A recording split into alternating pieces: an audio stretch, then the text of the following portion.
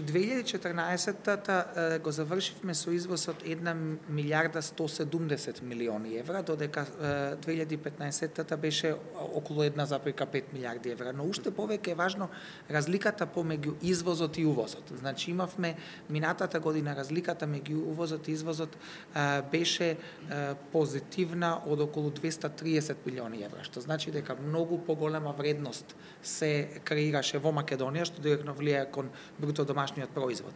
Главна дестинација на најголемот број од овие компании е Германија. Германија сега е станата и најголем трговски партнер во Македонија и ние сме една од ретките земји во светот кои имаат трговски суфицит со Германија. За една посебно мала земја како Македонија да извезува повеќе во Германија отколку што да увезува е навистина дури парадоксално, но пред се причината е што голем број од овие компании имаат специјални магацински центри во Германија, каде што прво производот се доставува таму, а потоа од таа локација оди кон сите други компании, добавувачи, каде што треба да го пласираат својот производ. Така да не значи дека секогаш производот завршува во Германија, но Германија е најчесто првата влезна земја во Европа каде што сето тоа се дистрибуира.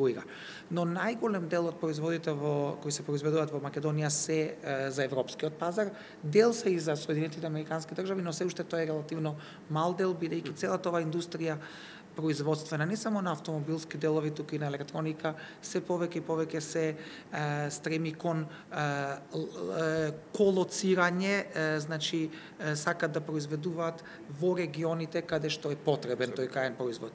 Она што до пред неколку години Кина беше светската фабрика, каде што се произведуваше во Кина за глобалниот пазар, веќе полека, но сигурно не постои како концепт, значи зборуваме за локализација на производството.